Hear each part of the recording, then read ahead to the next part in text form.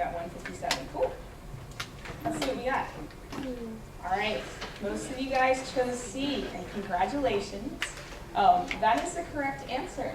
I want to talk about, or maybe I don't want to talk about, I don't know how much I have time to talk about why the other answers are wrong. Let's talk about the other answers. Okay. Somebody tell me about answer A. Maybe if you chose that answer, if you want to defend your decision, I'm totally open to that. Yeah? I was going to say that it emphasizes the use of Barbies in terms of a positive role model in a girl's life. I don't think Barbies are any sort of positive role model. So it's kind of like, and I don't think she necessarily states that it is or tries to prove that it is. Right. So. Yeah, this was partially a reading question, and so for the Cisneros piece, Barbie Q doesn't really have much to do with female role models.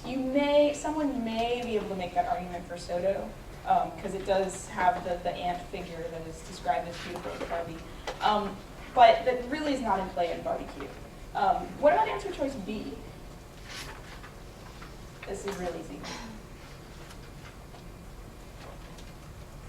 What's wrong about answer choice B? Yeah. Nothing like that ever happened in Barbie Q. It was not alternative sexuality doll play. You're going out to dinner with Ken or kiss, kiss, kiss, whatever. Stealing boyfriends is totally normal.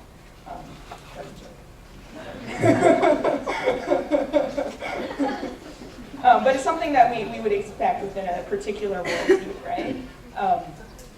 Okay, C. Well, let's do D real quick. What is the sort of problem with answer choice C? Yeah. Right. Right. They could not afford. They couldn't afford Barbies. So answer choice C describes Barbies. Cisneros describes Barbies as smelly and ugly. Do you guys agree with the sort of thesis statement that I created out of this? How does that sort of suggest that standards of beauty are entwined with money and status? We had, if you were listening to what your classmate was said earlier, you could put two and two together.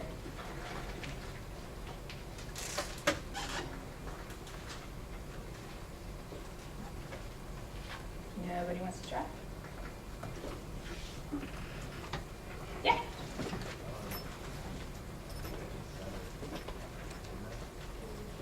Say it again.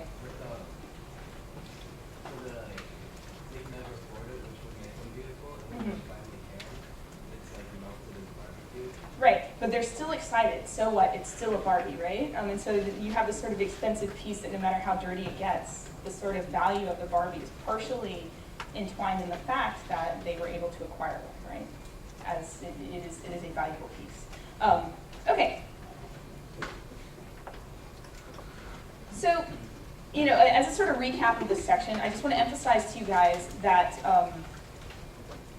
first of all, literary devices operate in similar ways in both poetry and prose. And this sort of exercises in the questions that I asked them to try to illustrate that things like meter that you wouldn't expect in prose will pop up. These will pop up in the strangest places. And usually when they pop up in strange places, they're the most significant, so pay attention.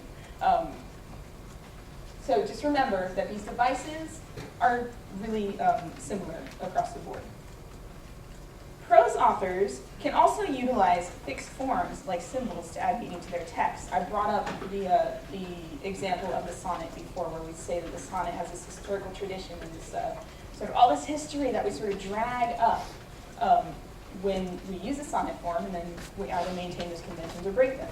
With Barbie has all sorts of history, all sorts of cultural baggage that we drag into the story, and then we tweak it, and we work with it or we work against it for particular reasons.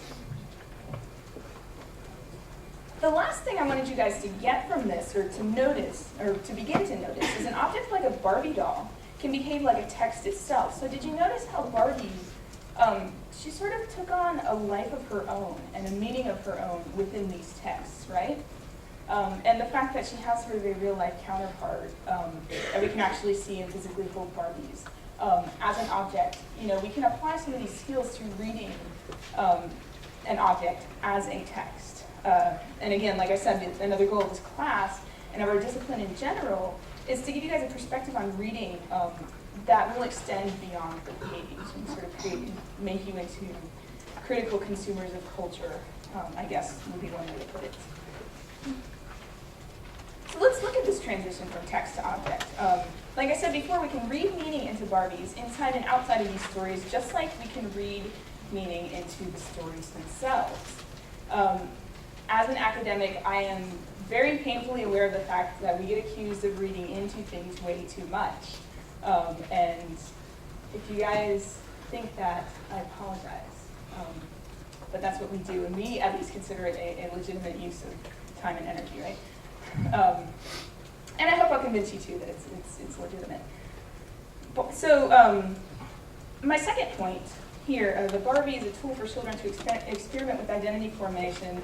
This is not only borne out by psychological studies that children do sort of work out family relationships, sexuality issues, identity, things like that, gender expression.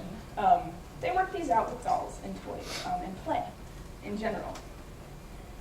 The other thing, another bit of Barbie trivia, the woman who invented Barbie, she based it off of a German doll, actually. Her name is Ruth Handler, but her original vision for Barbie was to give girls an adult doll to play with, because up until that point she had noticed that dolls had been babies, right? And so she wanted something that little girls could sort of aspire to become.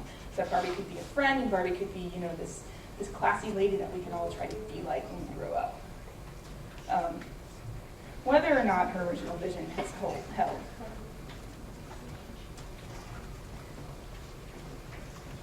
So just by a quick show of hands, I'm not going to bother with a poll right now. I want to know, how many of you guys think that doll playing as a form of figuring out identity is something that's limited to childhood? You can be brave. There's not a right or wrong answer to this. Can you say that again? Okay, how many of you guys believe that playing with dolls as a form of expressing identity or figuring out identity is something that is really mostly limited to childhood? All right, cool. Let's see if you can follow my thought process here, because I got some interesting series of photos to show you.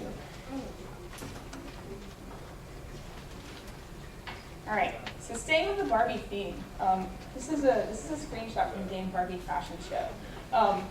And this first sort of move that I'm making, are we giggling because we've played this before?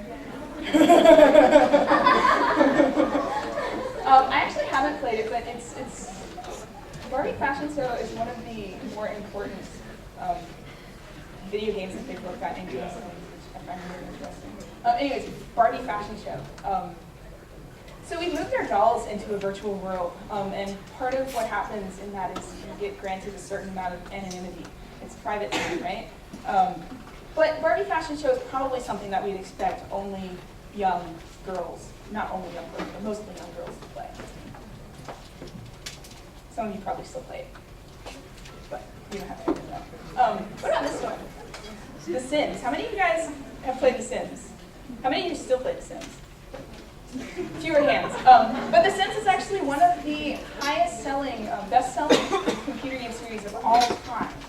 Men, women, children, all ages, like across the spectrum. It has a really wide, I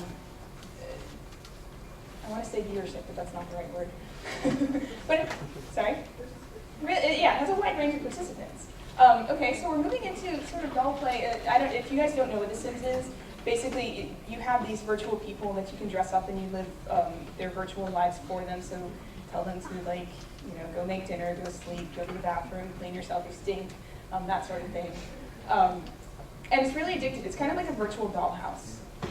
I was a big fan of The Sims. And there have been studies on The Sims where they've looked at children in particular who are working out family relationships with their Sims.